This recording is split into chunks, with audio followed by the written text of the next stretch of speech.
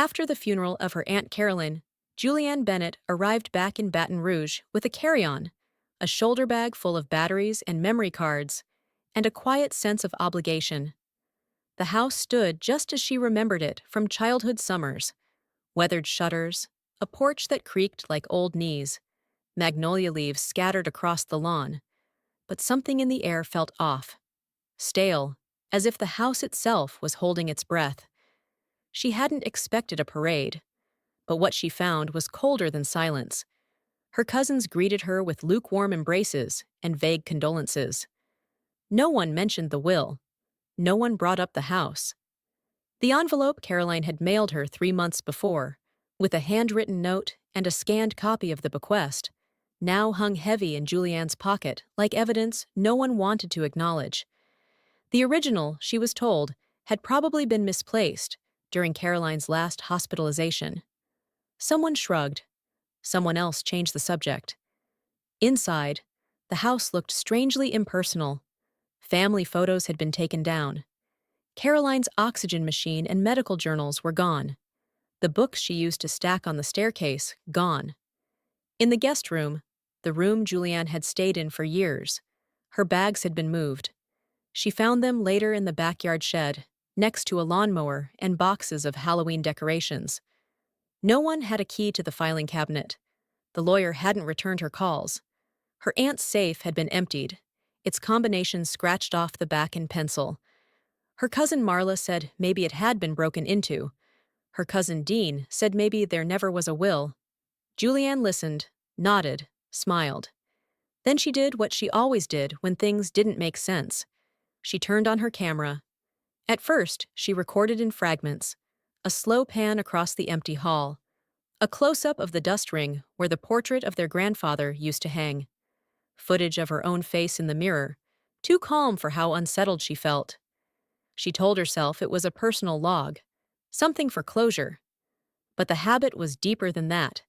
The lens had always made her feel less alone, more in control. She mounted a small GoPro in the kitchen under the cabinet. She kept a lapel mic clipped to the inside of her sweater. She filmed from her phone when no one noticed. 3 days later, she left the camera running on the back porch while checking emails.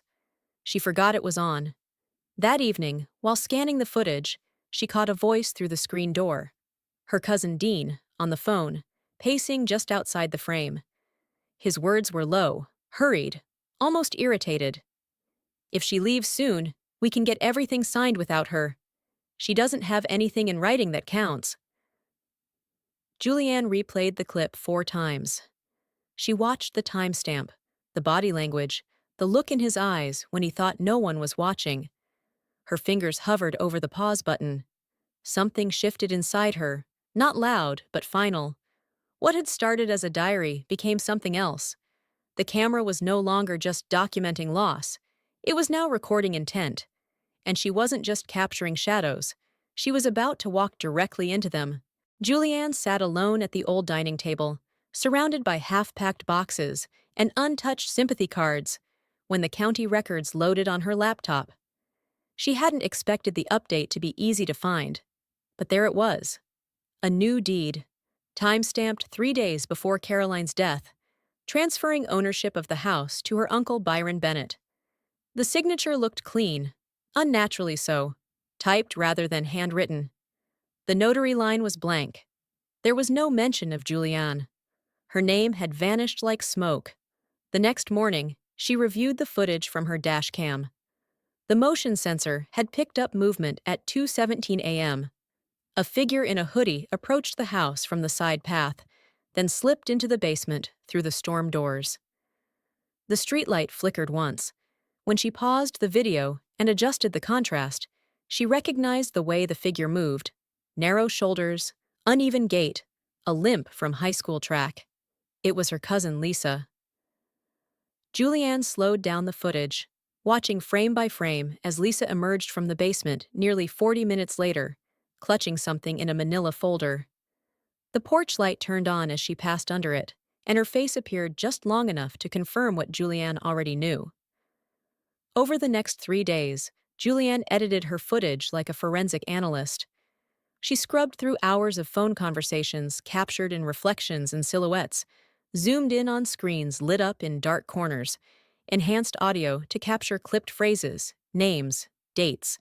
On a recording from the upstairs hallway, she caught Lisa showing a digital document to Byron. She couldn't hear the words, but the angle of the screen revealed a PDF labeled Estate Modification Draft, Final. She watched them scroll. Byron nodded. She realized she couldn't confront them directly. Not yet. She began hiding equipment like it was second nature. A micro recorder slipped behind the guest room mirror. A keychain cam clipped to a lamp in the den. One of Caroline's old hardcover novels was hollowed out. Julianne placed a lens inside the spine and returned it to the shelf in the parlor. Her movements became deliberate. Her presence, quieter. No one asked what she was doing with the house. They assumed she was grieving, distant. Her camera saw what her eyes couldn't. Touches too long on doorknobs, eyes darting before speaking. An envelope passed beneath a napkin at breakfast. At night, Julianne watched the day unfold again on her screen. Every scene repeated without music. Every smile stained with calculation. The camera, once a shield, became a scalpel. It stripped away small talk, dug into silence, and showed her the anatomy of betrayal. She no longer trusted voices. She only believed in footage. Julianne knew the microphones would catch more than words. The body always spoke first. The twitch of a hand, the delay before a smile, the breath held just a second too long. She began setting up her interviews under the pretense of building a tribute to Caroline, a digital memorial to preserve the family's voice. No one questioned her. In a house still dressed in mourning, a camera seemed more polite than confrontation. She converted the sunroom into a makeshift studio, draping a black sheet over the windows to soften the light. She placed 2 chairs at angles just off-center and turned the camera toward them. A single mic stood between speaker and silence. She invited each family member in one by one, her tone steady, her questions warm, her posture relaxed. She offered them tea and the comfort of nostalgia. The moment the camera light turned red, everyone behaved as if they were being remembered. They spoke about Caroline's baking, her temper, her laughter. They told stories about childhood summers and Christmas traditions. But Julianne asked different questions, ones that curved at the end, questions that looked like sentiment but carried teeth. When did you last speak to her? Did she mention the house? Do you remember what she said? Some stammered. Some glossed over details with too much confidence. One of the cousins cried too quickly, too cleanly. But it was her Uncle Ray who drew Julianne's focus. He answered her questions with practiced ease, like a man rehearsing for a role. Twice, in 2 different recordings, he described the day Caroline fell in the kitchen. The first time, he said it was morning, that he found her while bringing her fresh eggs. The second, he said it was evening, that she had called him in a panic. The contradiction wasn't subtle, it was surgical. Julianne clipped both answers into a side-by-side edit, watched them play back on loop. His voice was identical. Only the facts shifted. Later that week, while reviewing the audio from a lavalier mic left charging in the hallway, Julianne caught a fragment of conversation through a barely opened door. The voices were hushed, meant for no one else. If she keeps digging, we'll have to do something. The sentence was followed by silence. No names, no context. Just that one line, framed in static. She replayed it 3 times, listening to the inflection, to the tension behind the words. It wasn't said in anger. It was said in preparation. In the final edits of her interviews, she added no filters, no transitions. Just faces and pauses and eyes that blinked too often. Each person framed like a portrait, surrounded by a house that no longer kept secrets, only recordings.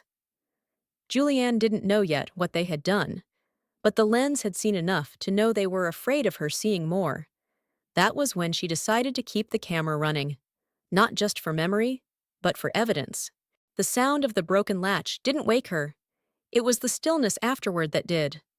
Julianne sat up in the dark, breath caught in her throat, the silence too clean, too intentional. She stepped out of bed and saw it immediately. Her laptop, no longer on the desk where she had left it, but placed on the armchair across the room, screen faintly glowing. A corner of the power cord was curled differently. Her hands trembled before they touched the keys. She opened the file directory. Nothing looked missing, but the access timestamps were wrong. Someone had tried to open the project folder, the one where she kept the raw footage and interview edits. The file had been opened at 3:12 a.m., 20 minutes earlier. She checked the hallway cam. The feed showed a blurred figure entering her room, moving with careful precision. The angle was poor, but a pause in front of the desk revealed enough. Long blonde hair pulled into a bun, the shape of the shoulders. It was her cousin Whitney. Julianne watched as Whitney typed something into the laptop, paused, tried again. The screen flickered. Then nothing. She had failed to break the password. She left quietly, but not without leaving a fingerprint on Julianne's sense of safety.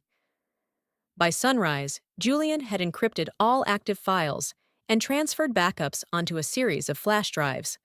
One she hid under a loose floorboard beneath the laundry sink. Another went into the lining of her suitcase. The last she sealed in a waterproof pouch and drove into town to deposit inside a safe deposit box at the local bank. When the clerk handed her the key, something final shifted inside her. This wasn't just an investigation anymore, it was a defense. She walked through the town square with her hood pulled low, her hands in her pockets, feeling the edge of something tightening around her. That afternoon, she visited a law office 3 blocks from the courthouse. The nameplate on the glass read Collier and Byrne. She didn't call ahead. She didn't tell anyone where she was going. In a quiet conference room with frosted windows and closed doors, she hired a private attorney. She handed over only what was necessary: the deed, the date of transfer, and a digital copy of the footage where Dean spoke about getting things signed without her. Julianne gave no names, no context beyond what was on record. The attorney nodded slowly, asked no questions she wasn't ready to answer, and gave her a number to call in emergencies. Back at the house, everything looked unchanged. The same soup simmered on the stove. Her uncle was watching a baseball game with the volume too low. Whitney offered her a smile over the edge of a wine glass, as if nothing had happened. Julianne smiled back, lips tight.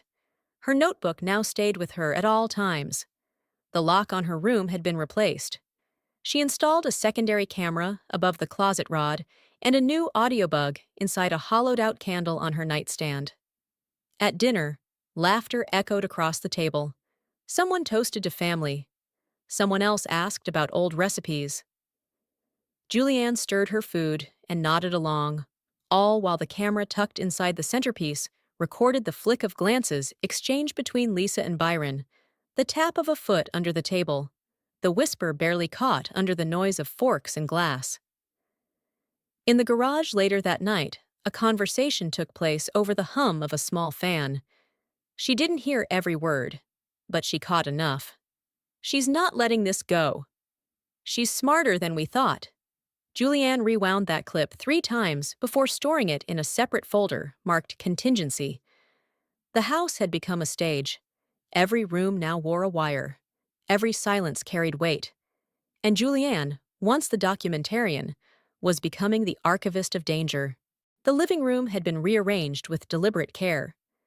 Julianne moved the armchairs to the back wall, placed folding chairs in 2 rows, and set the coffee table with pitchers of lemonade, a tray of deviled eggs, and an untouched platter of cookies she had bought that morning but hadn't baked herself. The curtains were drawn. The lights were dimmed.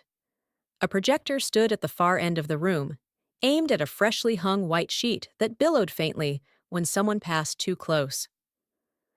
A Bluetooth speaker hummed with soft piano music, something indistinct and inoffensive. The family trickled in slowly, drawn by curiosity and the promise of togetherness.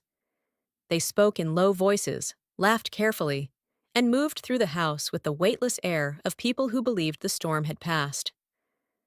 Julianne welcomed them with calm nods and offered no explanations. She simply said the film was ready. They sat, plates balanced on laps, cups cradled in hands. Whitney whispered something to Lisa. Byron adjusted the collar of his shirt. Ray scrolled through his phone until Julianne dimmed the lights completely. The room fell into quiet. The first frame was Caroline's porch in twilight. It lingered, warm and familiar. The next was her handwriting on a birthday card, then a photo of her as a child. The family smiled softly. For a moment, it resembled what they all pretended to be. Then the footage shifted. Without warning, the screen showed Dean pacing the back porch, whispering into his phone about documents and signatures. The audio was clear, the timestamp visible. A still frame followed, highlighting the phrase, "We'll sign everything after she leaves." There was a pause in the room, a soft gasp. Then another clip. Whitney attempting to log into Julianne's laptop, her face tight with frustration, her mouth forming a silent curse. Then Ray, answering the same question in two different interviews, his answers contradicting word for word. The film unfolded like a slow avalanche. Footage of Lisa entering the basement at 2 a.m., audio of Byron discussing Caroline's mental state and the need to act quickly, voices behind doors murmuring about forged wills, quick transfers, secrecy. Julianne had edited it cleanly, each segment punctuated with dates, context, and enough space for the audience to hear themselves breathe. The room changed, forks dropped, someone knocked over a cup. The music had stopped long ago. The only sound now came from the screen and the shallow breathing of those watching. A murmur rose, then splintered into tension. Whitney stood first, accusing Julianne of manipulation. Ray told her to sit down. Byron demanded to know how she had accessed private conversations. Lisa denied everything. An argument sparked in the second row and spread like fire. Someone shouted, someone cried, someone left. Julianne didn't speak. She sat near the projector, unmoving, watching her family unravel in real time. No one seemed to notice the secondary camera on the bookshelf still recording. It captured everything: the denials, the breakdowns, the moment one of the cousins turned to another and said with barely contained rage, "She's ruined everything we built." The final scene of the film was silent. Caroline's bedroom, her empty bed, a clock ticking steadily. It lingered there for a full minute before fading to black. No credits rolled. The screen went dark. No one clapped. 3 weeks after the screening, the courthouse echoed with the quiet resolve of a ruling read aloud. The judge declared the documents invalid. The transfer of ownership had been based on fraudulent authorization. The notary's stamp had never existed. The house was returned to Julianne Bennett by legal decree. Her name was reinstated on the deed. No apology followed. No one met her eyes as the room emptied. She walked back through the front door without ceremony. No suitcase. No welcome. The furniture remained as it had been the day she arrived. Familiar yet foreign, preserved like a replica of memory. The walls no longer held whispers. The house felt emptied of voice, but heavy with evidence. Upstairs, dust floated through beams of afternoon light. In the attic, where Caroline once stored holiday boxes and forgotten antiques, the tripod camera still stood. Its battery had died days ago. Julianne replaced it, pressed record, and sat down on the floor beside an open laptop. She scrolled through hours of footage, fragments of interviews, silent glances exchanged in hallways, hands hovering over envelopes, doors closed too quickly. Her fingers moved without purpose, more rhythm than intention. She wasn't searching for proof anymore. She was searching for the fracture. The exact second a smile stopped meaning trust. The precise frame where family turned to threat. There was no single moment, just a slow erosion. For days, she edited without interruption. She stripped away names, removed dates, blurred faces just enough to make them universal. The result was 23 minutes of tension held beneath silence, a compilation of looks, pauses, lowered voices, trembling fingers, and unfinished sentences. She titled the piece, The Eye That Doesn't Blink. She uploaded it anonymously to a public platform. No description, no hashtags, just the film. Within a week, the views crossed 1 million, then 5, then 10. Comments filled the page, stories of inheritance, betrayal, questions about ethics and surveillance, debates about truth and privacy. Messages poured in, asking for context, for interviews, for confirmation. Julianne responded to none of them. Her account remained silent. Her name was never attached. The attic camera captured one final scene. Julianne stood at the top of the stairs, facing the empty hallway, a suitcase by her side. Her hand hovered near the doorknob. She looked back once, not at the house, but at the lens. Then she closed the door. From the inside,